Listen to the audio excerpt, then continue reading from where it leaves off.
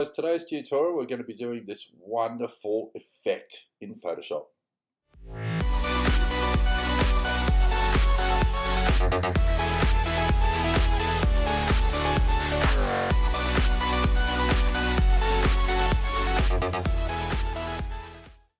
Alright, now the first thing we're going to do, we've got a background, which is the back brick wall.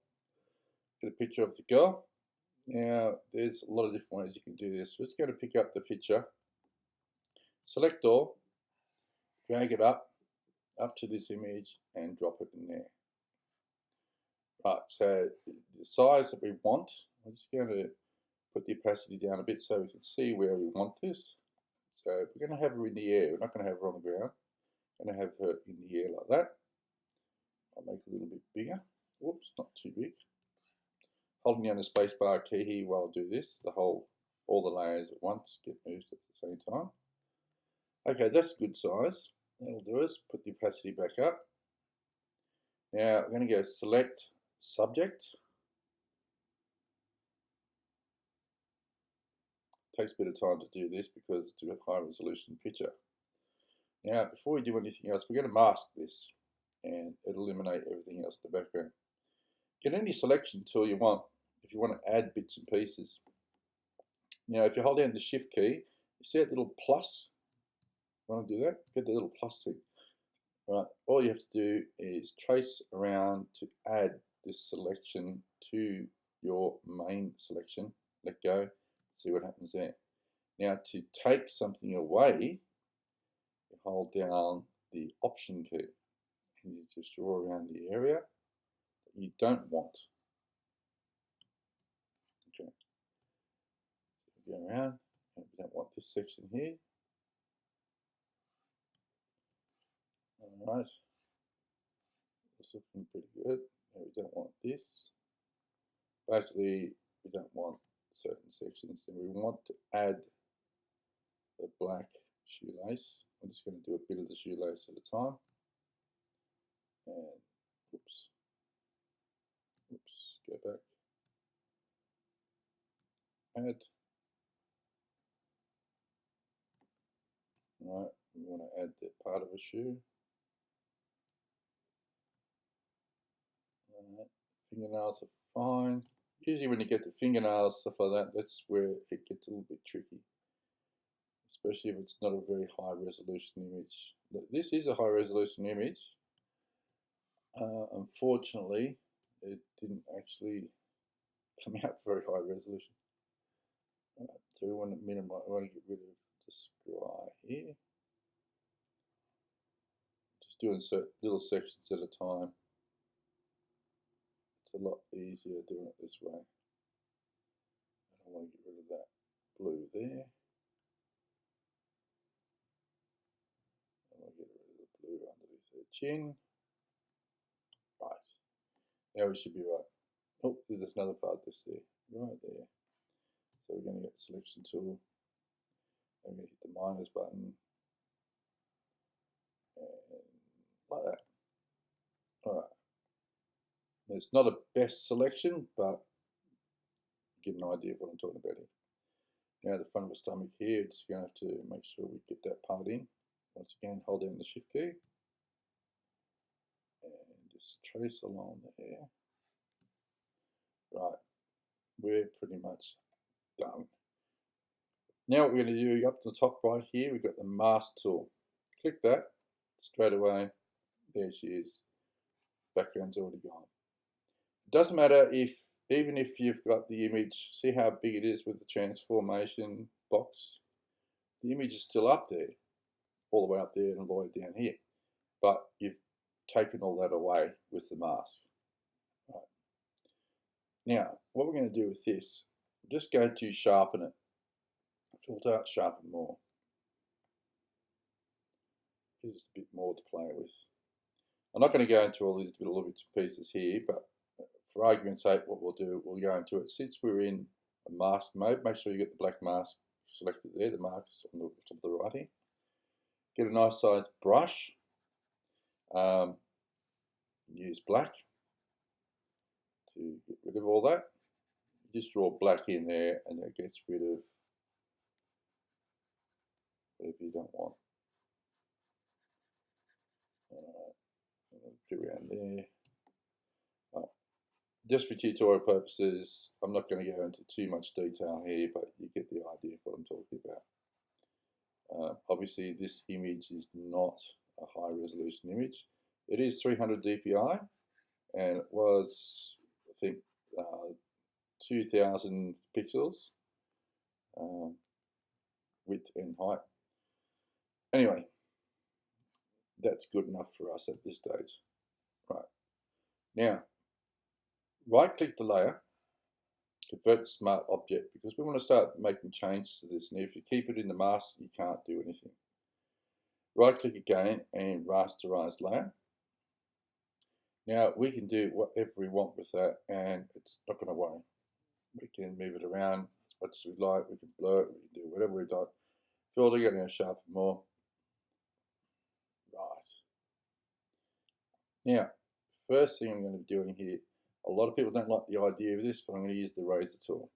I'm going to duplicate the image first, the layer. Turn off that one. This is the one we're going to be working with. So I'm just going to use the dispersion. There it is there. Splatter 1624. And got the size here, it's quite big, but that's good enough. That's what we want. Don't want it too much. I'll just take off the background layer so you can see what I'm actually doing here. I'm just going bits by bits. I'll just make it a little bit bigger. Probably too big. Yeah, something like that. That looks good.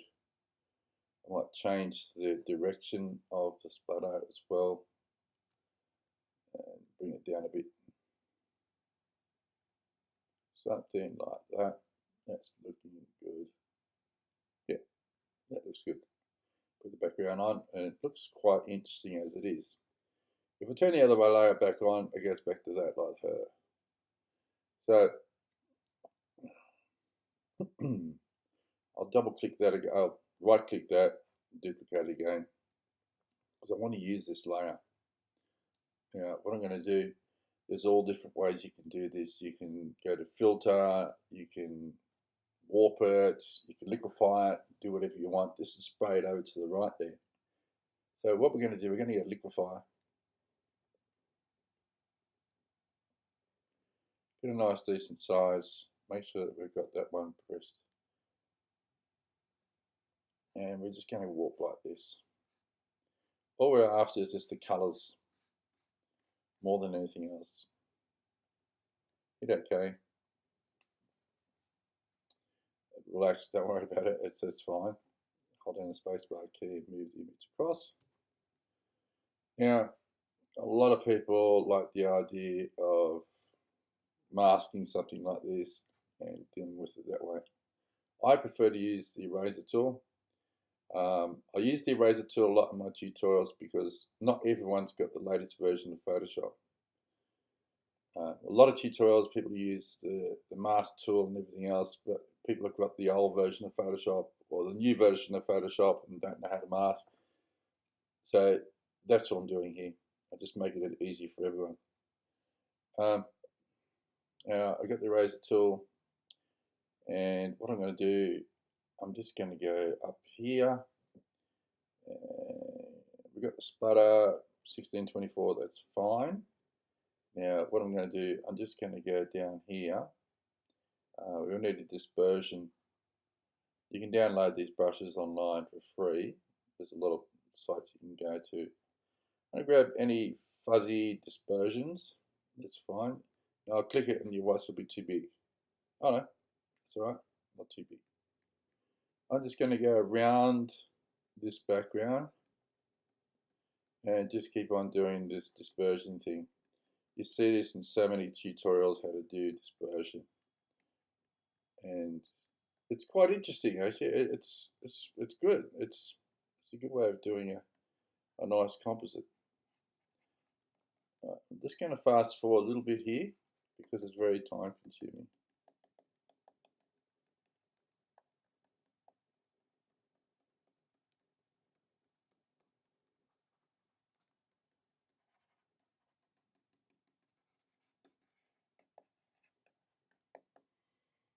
Alright guys, now we're just about done. I'm going to add to this.